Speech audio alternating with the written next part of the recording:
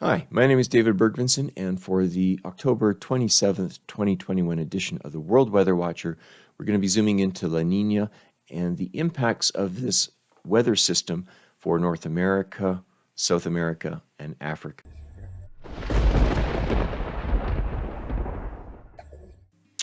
La Nina, or in Spanish, the little girl, is temperature differentials in the Pacific Ocean that are leading to continental and global shifts in our weather patterns. So what this translates for La Nina is cooler ocean temperatures on the North America side of the Pacific Ocean and warmer temperatures on the Asian side. This leads to cooler conditions in the central part of the United States and dry and warmer conditions on the southern part of the United States, with wetter conditions in the North Pacific and also along the Atlantic coast of North America. With AWARE's 1.9 million virtual weather stations around the world, we can actually look at the weather data from last year to this year to look at if the same trends will manifest themselves in La Nina for this year. Given that we've had now two La Nina winters back to back, we call this a double dip. And it gives us an opportunity to do some deep analytics on these weather patterns so that we can start to be better prepared and start managing at a more local level using weather analytics to adapt to these weather pattern shifts. So over the last 30 days, what we've seen is drier than normal conditions along the eastern part of the United States and in Central America, as well as emerging drying trend here in the southern tip of Brazil and Uruguay.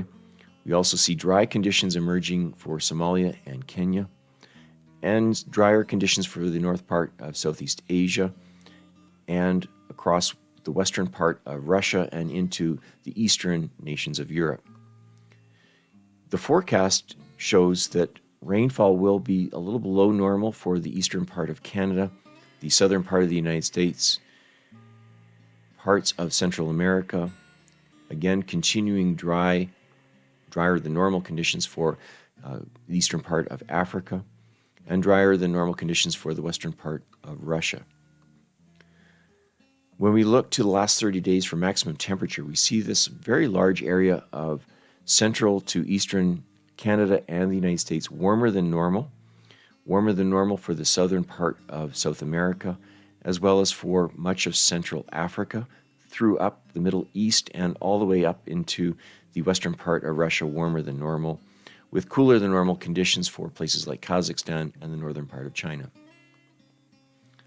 The next 15 days will see a continued trend of warmer than normal conditions for the most of Canada, little warmer than normal conditions continuing for Argentina, for example, as well as for the southern part of Africa, and across much of Russia, all the way across into Ukraine, while we'll see cooler than normal conditions for India and much of China.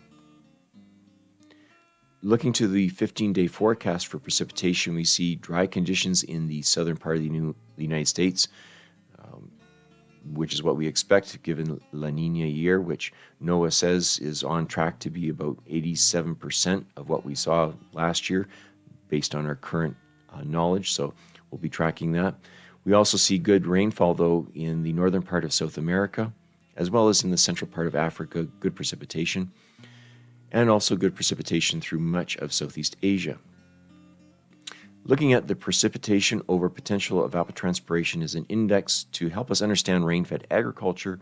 Areas in green, such as the northern part of South America, are suitable for rain-fed agriculture.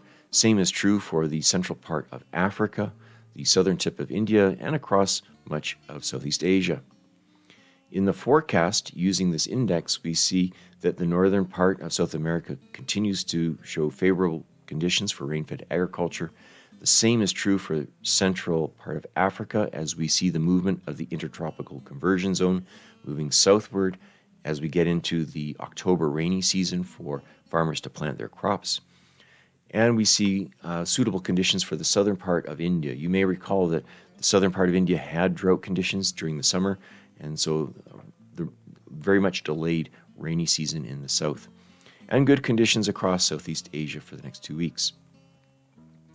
AWARE has taken the Agroecological Index of FAO and converted it into 4 zones based on long-term rainfall and temperature patterns to define arid zones, marginal production zones, suitable production zones, and humid production zones, and then using the current weather conditions to identify areas where there's a potential risk of either yield losses or crop failures. So using this dynamic index, we can map food security issues across the world in real time. This is a look at the last 30 days where we see good production in the northern part of South America, so no food security issues there, as well as across West Africa and into Central America and Central Africa. We see emerging concern, though, for parts of Kenya and Somalia. Here, the last 30 days, we've been talking about those, and we'll see that in the forecast as well. So looking to the forecast, we see expanding concern here with the effects of La Nina starting to grip the southern part of Brazil, and this continued pattern here in the southern part of Somalia and Kenya, where the delayed rains are causing delay in planting of crops, which could pose a significant food security issue for Somalia and Kenya in the coming months. When we zoom in to the central part of Africa, we can actually monitor the movement of the intertropical conversion zone as it moves across Democratic Republic of Congo and into Angola. And we see here in the forecast that this is moving even further southward into the central part of Angola. But this area over here for Kenya is emerging as a real concern as the delayed rains are leading to a delay in planting of the crop. So zooming into Kenya, we can see that this area is in alert, the central part of Kenya, because of the delayed rains. And the same is true, but not quite as severe, for much of Somalia as well. So these two areas we're going to be tracking very closely from a food security perspective in the coming weeks so that we can get ahead of any food insecurity issues and make sure that appropriate help is there to mitigate any hunger or suffering in these areas. When we look to the last year's or 2021 La Nina, we can use the mapping of drier than normal conditions in parts of Angola as well as Madagascar to see how these dry conditions manifest in January and February and March of last year, or the last La Nina, to see how they're going to compare to this year's La Nina. So last year we saw dry conditions in Angola that persisted from January all the way through to March. And in February, March, we saw dry conditions in much of Madagascar, leading to food security issues there. So we want to get ahead of these issues for the coming La Nina season. And so this information is invaluable to help us get ahead of food insecurity.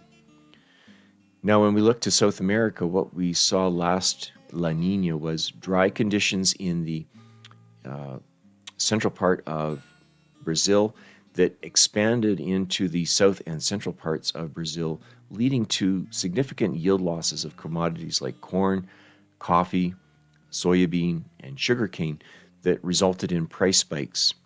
And so we could expect that given we have a La Nina year, it's likely that we're going to see a similar trend for commodity prices in the coming months. So something to be watching for commodity traders and also those managing food security issues within South America. If analytics like this are of interest to you, I invite you to go to our adapter platform at apps.aware.com, where you can start your weather analytics journey for free. Until next week, take care.